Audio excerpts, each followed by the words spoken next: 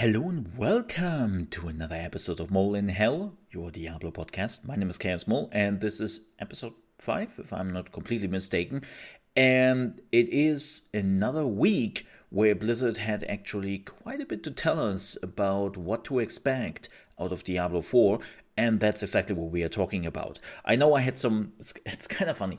I had some plans with what I wanted to do for Diablo 4. I had some topics prepared till the release so that it doesn't get too boring, And now it's just Blizzard pushing out their own very interesting videos and thoughts and articles out every week, and we haven't really done any of the topics I have prepared. It's pretty funny. But I'm also grateful for that because, as I said, my actual plan was after episode 2, we would have the podcast every 2 weeks because there will just not be enough to talk about. And, well, Blizzard completely got me. That's not the case. We have lots of things to talk about. If you're watching this on YouTube, you will see the developer live stream in the background. I would jump to certain points in that stream later down the road when we are talking about certain topics. So if you're wondering, why is there a YouTube thing popping up? I just will jump through that a little bit. For everyone who is, of course, not watching it on YouTube and you're listening to it through a podcast, I will try to explain as much as possible what is going on and what we are talking about. But yeah, there was another podcast where they finally talked about what can we expect of the endgame. And man, let's be real here for a minute. They needed that. Especially after the release of the 6-minute video where they were dipping their toes a little bit into the endgame of Diablo 4. A lot of people were not happy with it.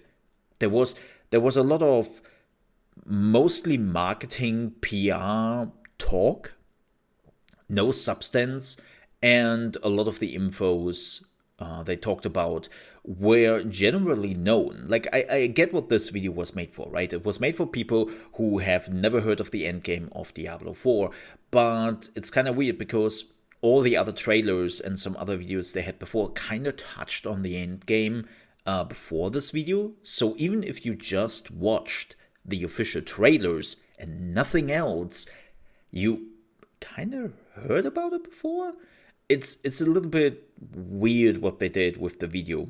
But nonetheless, they finally came together and they talked a little bit more about the endgame itself. Here they are talking about the world tiers. They didn't really say too much besides of it gets tougher. They had a lot of marketing stuff in this live stream as well. And then unfortunately for the last hour of the live stream, they only talked about the beta changes, which is what are you doing? You gave us an article where you did go into detail why you did something with the beta feedback a week ago. Why do you have to sacrifice an hour of your live stream to talk about that again? That was a little bit weird.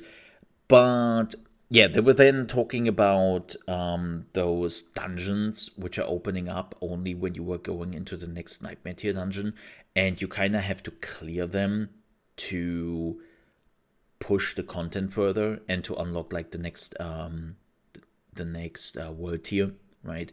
So they explained that. And it's kind of hilarious what they did because apparently the dude Riker, I've never heard of him, but then again, I'm also really bad with keeping up with other content creators. I'm just bad at that.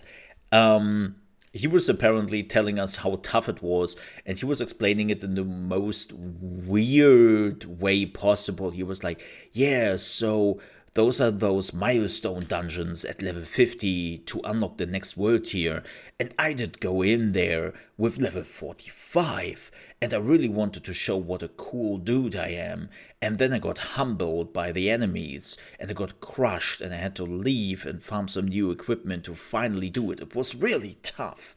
It's this... Wait. What? Are you serious? You did go in there, under-leveled, under-equipped, and, trying to sell us how tough those dungeons were? I don't believe you. Like, again, it was just funny. I had to laugh a little bit at that. I'm not making fun of him or anything. Like, hey, he is sitting there.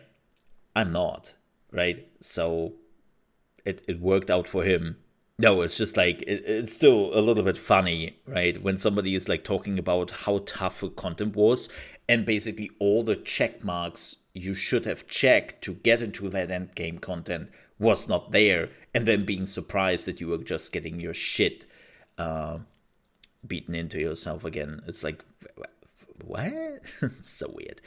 But the really interesting part they talked about next, and I will move a little bit forward here, is they were talking a little bit about legendaries, ancient items, relics, and all that, and how those items will become really powerful later on.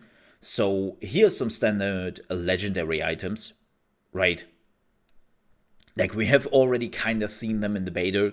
We have definitely seen them in the beta. Those are the items which have some nice stats, but also then getting like a special stat, which is making an ability of yours much, much stronger. And they're showing some around level 40 items on the stream. And yeah, nothing really has changed. And then they are moving a little bit forward here. Let me see if I can grab this. Yes.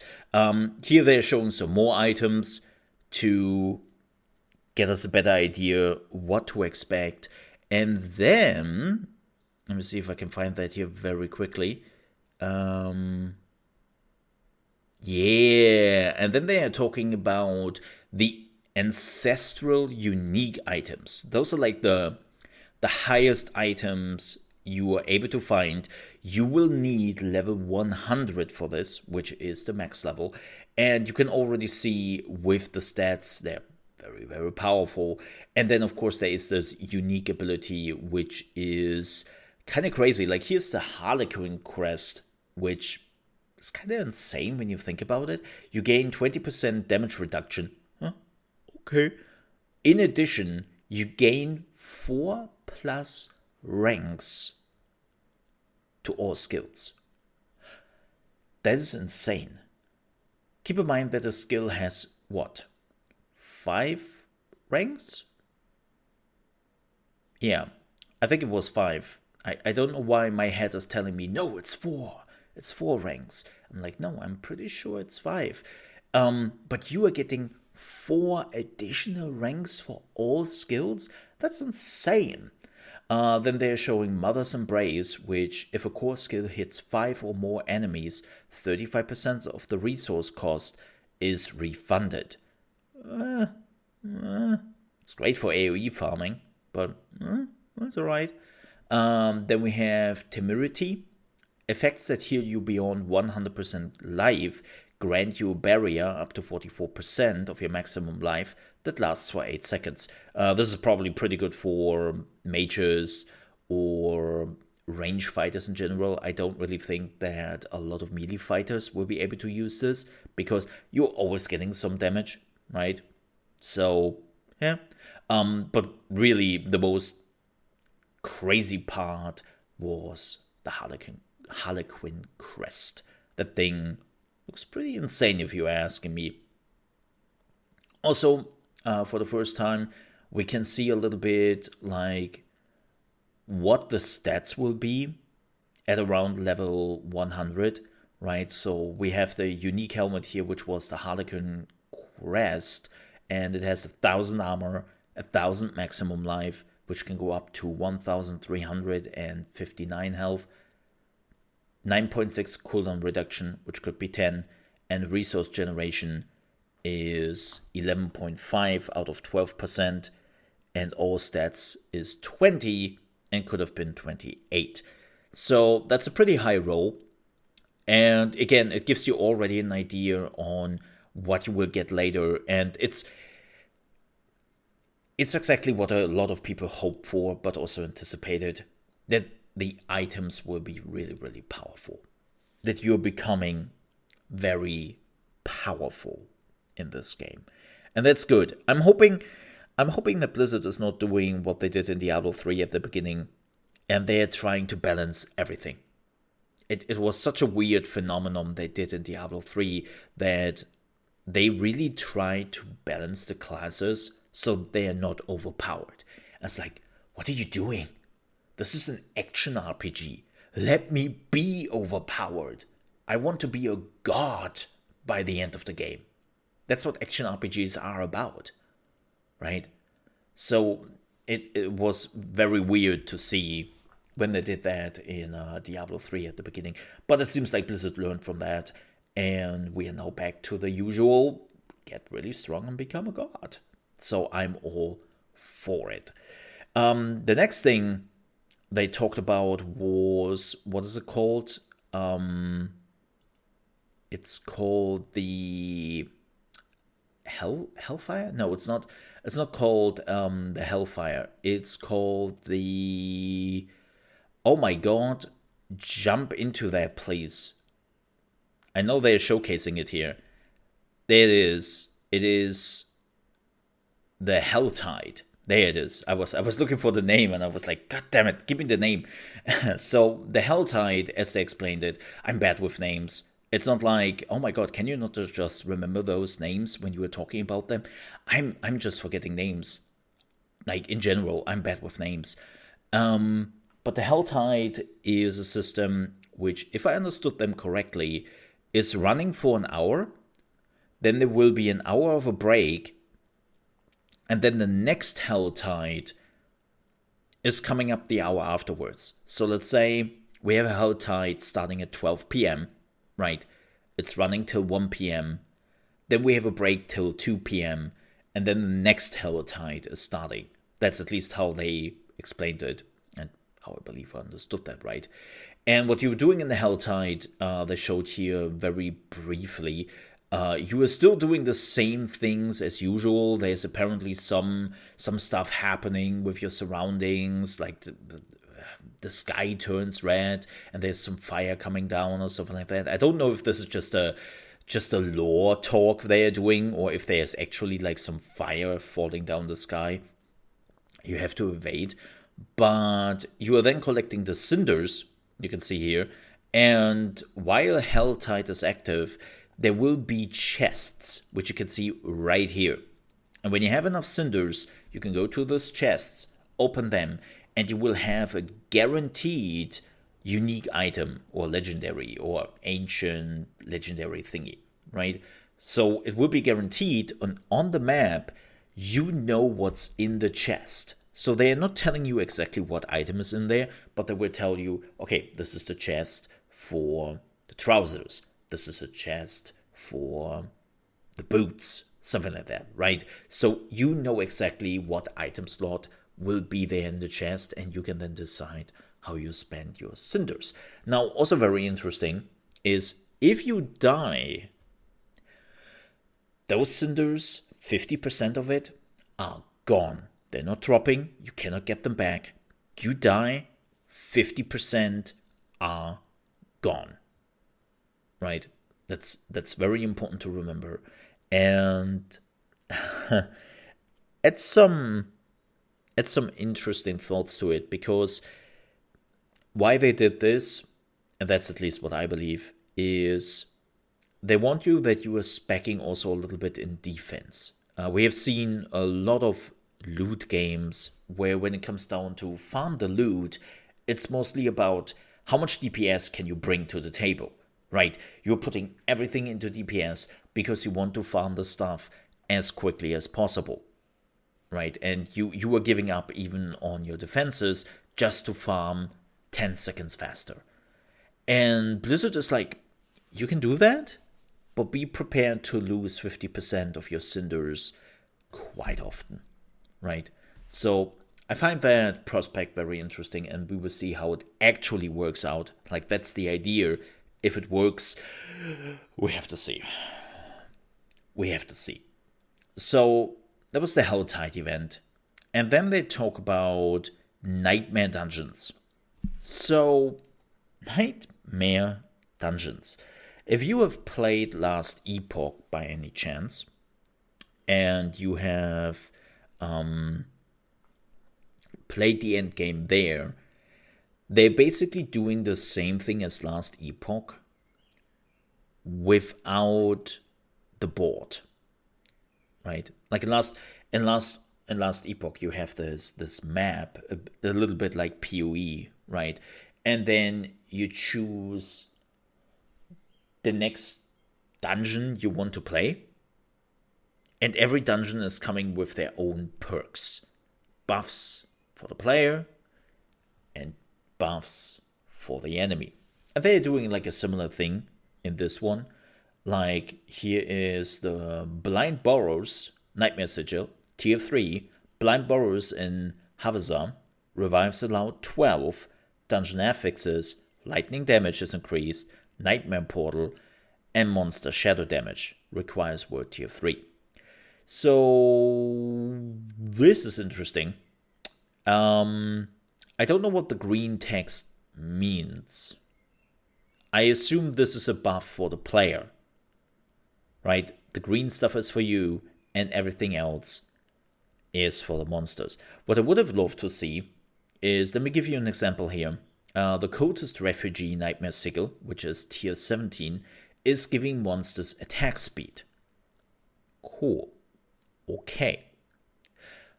What percentage are we talking about? Are we talking about 10%? 20%? 50%? Even more? Like, give me some more information on what the monsters are getting so that I might be able to prepare myself a little bit better, right? Or monster vulnerable resist. Tell me how much, please. Or monster shadow resist, right? Like, please give me some info here. They also have like a tier 29 sigil, where you only have 4 revives, right? Control impaired explosion, Stormbane's Wrath, monster attack speed, monster shadow resist, unstoppable monsters. Nothing crazy, nothing special. Like, reading all those things they're doing with Nightmare Dungeons, it's clear that they took quite a chunk out of the World of Warcraft like dungeon system they have now, and that's fine.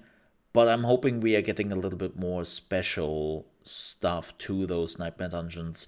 They have already said that some of there will be some special events happening now and then in the dungeons, which makes the whole thing a little bit tough on you. But I'm kind of curious where they will go with this system, right? Like, they made it very clear that this is the release of Diablo 4 and that there will be tons of additions to the game. Like, they actually talked a little bit about the talent trees, just briefly. They just touched on it. But they said, like, hey, the talent trees you are seeing right now, they're not finished. This is just a release talent trees.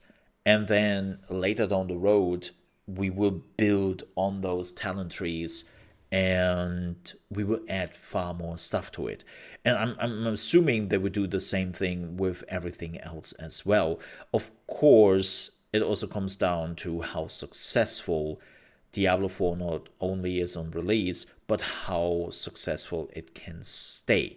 That was the big problem Diablo 3 had. Diablo 3 was massively successful. They sold over 30 million copies the last time we heard about it. Like, it was really, really successful. But the biggest problem Diablo 3 then had was that the game died down super quick. Like, in just 3 months, I think we had some news like 80 or 90% of the player base just completely evaporated and never returned, which is not good, to say the least. And so, of course, it really comes down to how successful Diablo 4 is and how it stays successful. And then we will see more content to it, right? Not saying that Diablo 3 didn't get content, but let's be real here. The first seasons of Diablo 3 were a joke. It was literally like, okay, so you have now a shrine which can spawn 2 treasure goblins. And you go, what? Wait, okay. What else? No, that's the season. That's the kicker. Wait, what? What? One more goblin? That's your season? Yeah, it's pretty amazing, isn't it? No, that's pretty boring. Nobody plays that, right? It only happened in the last, I would say, 2 years that Blizzard really started to put some thoughts into the seasons of Diablo 3, which is great, but also took them quite a while. Because again, like, the game was dead. I'm sorry, I know that some people would be like, but Diablo 3 was great. No, it was a dead game. Yeah.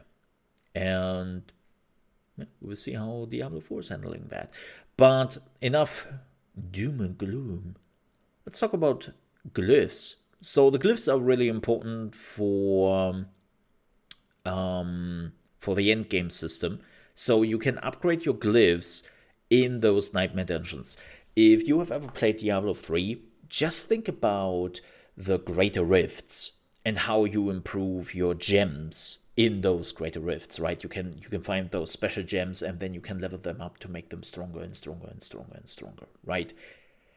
They're doing the same thing here with glyphs. Glyphs are basically just the gem system from the greater rifts of Diablo 3. That's the easiest explanation you can make here. Let me give you an example. They're showcasing Bane right now in the stream. And for every 5 intelligence purchased within range, you deal 3% increased poison damage. Poisoning damage effects have a 10% chance to deal double the amount of damage over their duration. And this is Bane level 1. And you can level it up, right? You are getting XP to allocate, and then you can actually decide which glyph you want to upgrade. Which is great, because that means, let's say you are still missing a glyph which you deem really important for your build, you can just collect the XP and you don't have to spend it immediately. That was one of the big issues Diablo 3 had with the Greater Rifts, that you always had to spend the points to upgrade a gem. If you didn't have the gem you needed for your build, you were kind of wasting your time and your points. It wasn't great all the time, right? It wasn't great all the time. But they have learned from it. You're now just having an XP pool, and then you are deciding what you're doing with this XP pool, which is pretty great. And now you might ask, okay, so wait, do I put those glyphs like into my sockets like I did in Diablo 3 with the gem system? No, not at all. The glyphs are going into the new Paragon system, which they have been also showcasing, and they finally gave us a much, much better idea on why this new Paragon system is pretty amazing. You know, when they first showed us, and again, typical Blizzard, when they first showed us the Paragon system, they were like, yeah, this is the Paragon board now, it's amazing, and didn't elaborate. Like, a lot of people just looked at it and said, wow, you took the Diablo 3 Paragon system and built a board out of it, but it's basically still the same thing. And yeah, they're not wrong on this, but they are. So, let's explain the board. The board is unlocking at level 15, as you probably know.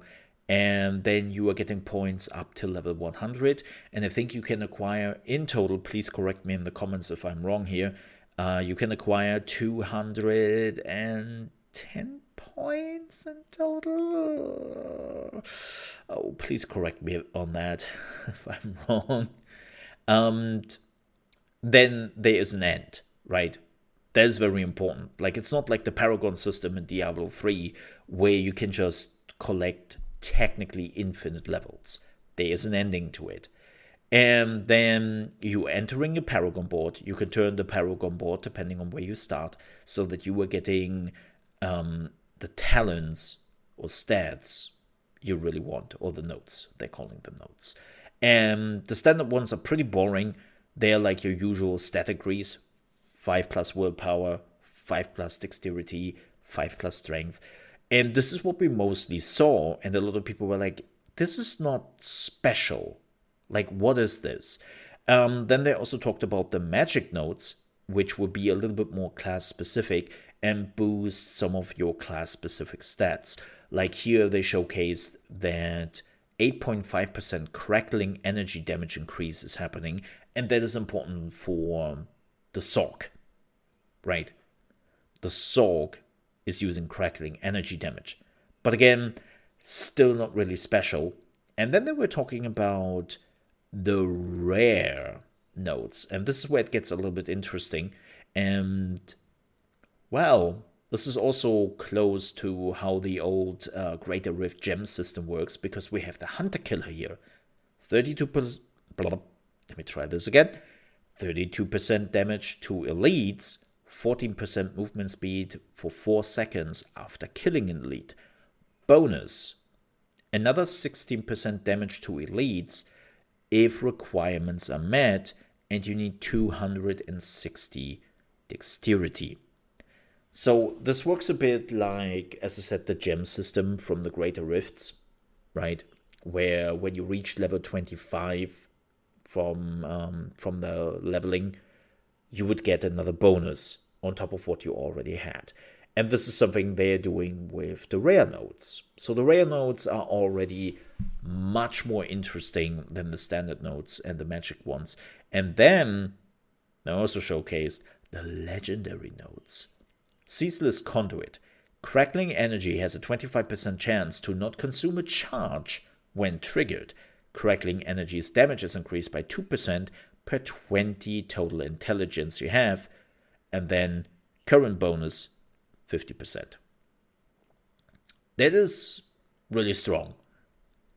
And I am really curious to see like how many legendary nodes there are and how many decisions you have to make. Like, are there enough legendary nodes out there that you do not have enough points to get them all, right? Like, this is always a little bit a problem with, hey, you can actually have choices.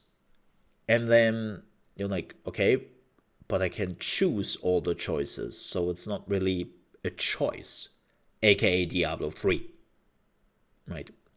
So then they also talked about the glyphs again, and the cool system about the glyphs, which they're showing here, is you will have some socket slots on your Paragon board, which you can then put the glyph in, and then the glyph is getting like all the stats you have been acquiring.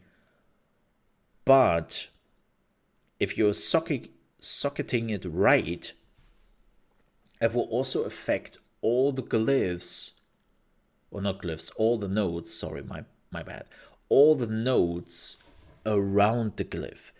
And here it says, socket the glyph, tactician, grants 50% bonus to all rare nodes within range, additional bonus if requirements are met. You deal 10% increased damage for 4 seconds after casting a defensive skill, and you have to reach 25 dexterity. So you also have to think about where to put your glyphs and where it makes the most sense, right? And then the glyph has like a radius. Here's, by the way, a bigger look at the Paragon system. This is the glyph, and you can see the range of the glyph a little bit. It's like, what is it? 4x4? No, it's not fully 4x4. Kind of is 4x4. Like, if you would take like all the glyphs they have and put them into the corners, yeah, it would be 4x4. But it's not really 4x4 field. But in total it is. You get what I mean, I hope. But yeah, that's the Paragon system. Like, now that I know how it works and how we are going on about it, I have to say it looks much more interesting. Like, before that, I was really concerned about the Paragon system. I didn't really saw the decision making. The one thing, and which we are seeing here on the big board, is there was only one glyph slot, And I think there was only one legendary slot in this particular Paragon area. And I'm concerned about that because then it becomes pretty clear to you, right? You want to get where the legendary is. I don't know if this is a legendary or not. Hard to tell. But you want to be there where the legendary is, and you want to be there where the glyph is. So you're always going there. And I wonder if they are giving you enough options that you actually have to make the decision to get that or not.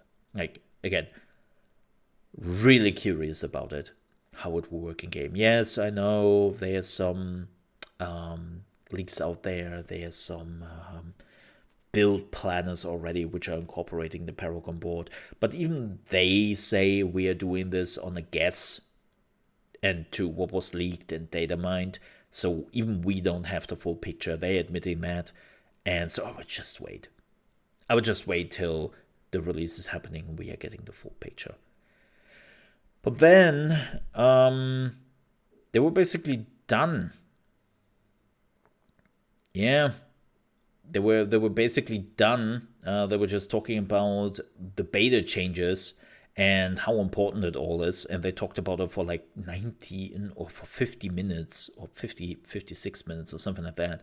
What they did talk about, and that is the last thing we want to touch about in today's podcast, and then we are wrapping it up because it's getting already a little bit late here. We have the Server Slam. So the Server Slam is another open beta. They have announced for May 12th to May 14. You can see what will be available right now if you're watching this on YouTube at youtube.com/@molerp. This is where you can find the channel, so make sure to check it out. And also don't forget to like and to subscribe. Now with that said, let's talk about what we will have available in the Server Slam. So the Server Slam, very, very important for everyone. Is like, oh yeah, finally, I can just take my level 19 Necromancer and level that Necromancer up to level 25. This will be amazing. No, you don't. Because they deleted all the beta characters. They're gone. Sorry. And you have to start from the beginning. You can only level up to level 20. And everything else stays the same. Like all the classes, all the areas you can check out stay the same. But there are a few changes here. First things first. All the beta changes will be in there. All of them. Which is kind of great. The beta rewards can still be obtained. So if you haven't done that yet, level a character to level 20. You can beat a Shava, which is the world boss, with level 20. They have kind of tuned it a bit for level 20, so you can go there. And also a Shava will spawn every 3 hours over the event, so that's pretty good. And if you defeat a Shava at level 20, you will get the Cry of a Shava, which is a horn you can then put as a trophy on your mount. You're not getting a special mount, you're not getting special mount armor, you are getting the horn. They had to explain that because people were like, oh my god, wait, this is the horse armor I'm getting. No, you are getting the horn, which is still nice, but it's not what people expected, right? So, yeah, you have 1 weekend to reach level 20, which should be interesting for a lot of people. We will see, because level 20 is still kind of steep for a lot of people just over the weekend. Yeah, I would do it. I would do it. It's stupid enough. I would just see what the Barbarian can now do, and then we are doing that. But yeah, so far, I think it was a pretty good live stream. They gave us a lot of information. I still have a lot of questions left for some of the stuff. They were also briefly talking about PvP, but they were basically just explaining in how it worked. We already knew that. And then they were going on to say for the PvP, oh yeah, it will be a mess at release. We don't really care too much about it. And yeah, if you don't want to die all the time, you better don't play it, or you bring some friends, and it will be horrible. It's like, wow, okay, cool, awesome. That's exactly what I wanted to hear. Yeah, thanks. It was really weird to basically tell me that my PvP mode will be busted on release. So yay, should be fun. But this was some good information. Pretty happy about it. And they answered a lot of questions. And I would say we are wrapping it up here. Now, before we leave, a few things. Next week, I don't know what we are doing next week. Maybe there won't be a podcast. Maybe I can finally do some of the topics I had actually planned for the podcast, or Blizzard is releasing something completely new we have to talk about in the next podcast episode. Who knows, right, at this point. Blizzard is just doing their thing and I'm just following. So, yeah, we will make it happen. Quick note, though, there is a chance that with the podcast, there might be not one next week, because I've also Age of Wonders 4 coming up, which I'm pretty hyped for. And they are like tons of content. I'm trying to prepare for it because it has been doing pretty well on one of my other channels. If you don't know me, I am actually running 4 different channels. Like, one is the React channel, one is the Mole RP channel you're watching right now. Then there's the Mole Under Management channel, which is all about strategy games, building management games. And then there's my main channel, which is at ChaosMole, which is also the partner channel here on YouTube and all that. And I'm doing live streams there, checking out variety games and whatnot. So it's quite a bit on my plate. But yeah, we will see. We will see how much information Diablo is getting. And then there will be some content. Don't you worry about it. I'm really looking forward to Diablo 4. This is why one of the reasons I created this channel is because I'm so hyped for Diablo 4 and I want to make so much content for it that I didn't really want to do that to my main channel. So this is why this channel exists, right? And there will be content. So, with that said, thank you so much for watching, folks, or listening. And don't forget to do your thing if you're on YouTube, to like the video, subscribe to the channel if you haven't yet. Tell your friends if they are looking for a podcast about Diablo, if they want to listen to this. And yeah, do all the things. And we will be back with more content very soon, as per usual. And then, of course, with a new podcast next week. So again, thank you so much for watching. Stay safe. And I hope to see you next time. Bye-bye.